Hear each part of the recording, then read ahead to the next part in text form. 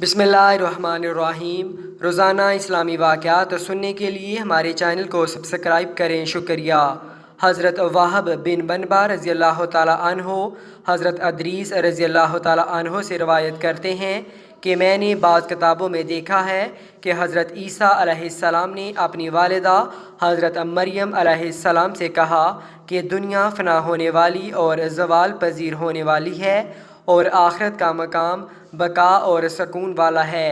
ए मेरी माँ, हम अलहदगी इख्तियार कर लेते हैं। तो दोनों माँ बेटा लबनान के पहाड़ की तरफ चले गए और लबनान के पहाड़ में अल्लाह की इबादत करने लग गए।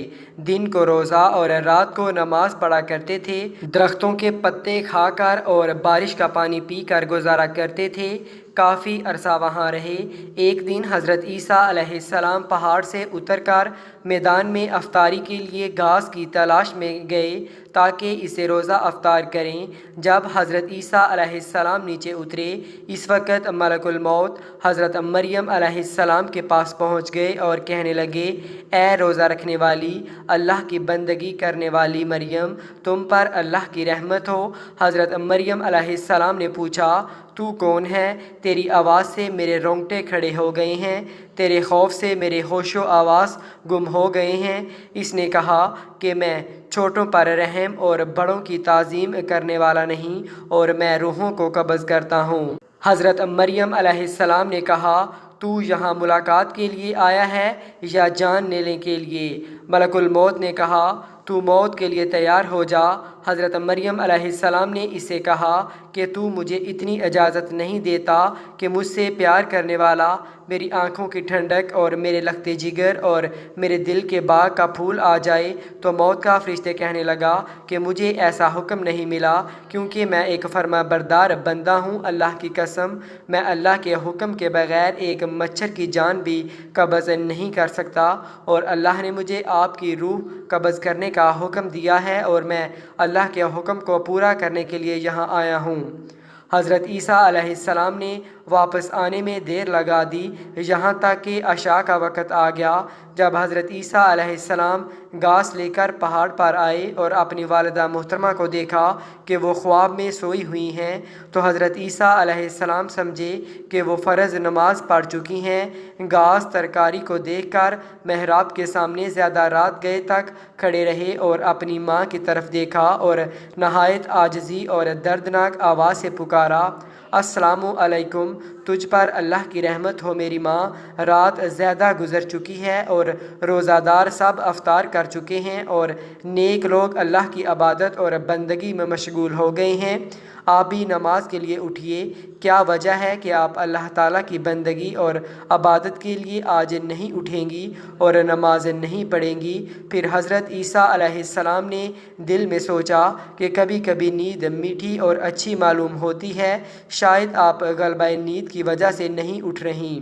फिर महराब के सामने आकर खड़े रहे और आपने कुछ न खाया और ना ही पिया, यहाँ तक कि रात के 2 हिस्से गुजर गए।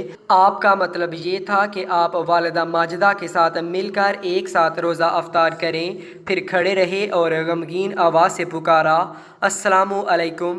फिर लौट आए और महराब के सामने आकर खड़े रहे, यहाँ तक कि सुबह हो गई। इसके बाद आप अपना मुँह अपनी वालिदा के चेहरा पर रख कर रोए और पुकारने लगे, अस्सलामु अलैकुम या अम्मा, रात गुज़र चुकी है और सुबह हो गई है और नमाज का वक़्त गुज़र गया है। और एकदम पुकारने वाले ने पुकारा, ए ईसा, आप अपना सर मुबारक उठाएं, आपकी वालिदा इस दुनिया फ़ानी से रहलत फरमा गई हैं, आपको अल्लाह ताला अजर अज़ीम अता फ़रमाएगा।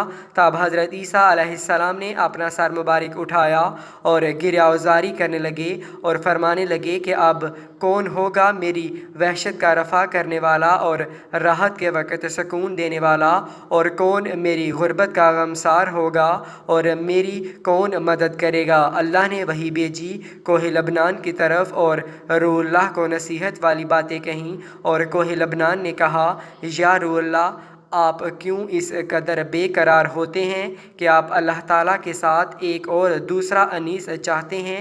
حضرت عیسیٰ علیہ السلام نے کوہ لبنان سے جب یہ بات سنی تو پہاڑ سے اتر کر ایک گاؤں میں بنی اسرائیل کی طرف گئے اور پکارا، السلام علیکم یا بنی اسرائیل۔ انہوں نے کہا کہ اے خدا کے بندے، تو کون ہے؟ تیرے حسن و جمال سے ہمارے سارے مکانات روشن اور منور ہو گئے ہیں۔ حضرت عیسیٰ علیہ السلام نے فرمایا کہ میں روح اللہ ہوں اور میری اماں سفر میں مر گئی ہیں۔ آپ لوگوں سے میری اتنی التجا ہے کہ آپ لوگ میری والدہ محرومہ کے غسل اور کفن دفن میں میری مدد کیجیے۔ تو انہوں نے کہا، اے روح اللہ، اس پہاڑ میں تو سانپ اور بچھو بھرے ہوئے ہیں۔ ہمارے باپ دادا میں سے عرصہ 300 برس سے کوئی بھی اس پہاڑ پر گیا ہی نہیں، ہم کیسے جا سکتے ہیں؟ حضرت عیسیٰ علیہ السلام یہ بات سن کر پہاڑ کی طرف لوٹ آئے اور وہاں دو خوبصورت جوانوں کو دیکھ کر سلام کیا اور انہوں نے بھی سلام کا جواب دیا۔ تو حضرت عیسیٰ علیہ السلام نے ان سے بھی اپنا ماجرا بیان کیا کہ میری ماں سفر پر آئی تھیں اور اس پہاڑ پر انتقال کر گئی ہیں، آپ دونوں اس کے کفن دفن میں میرے ساتھ شریک ہو جائیں۔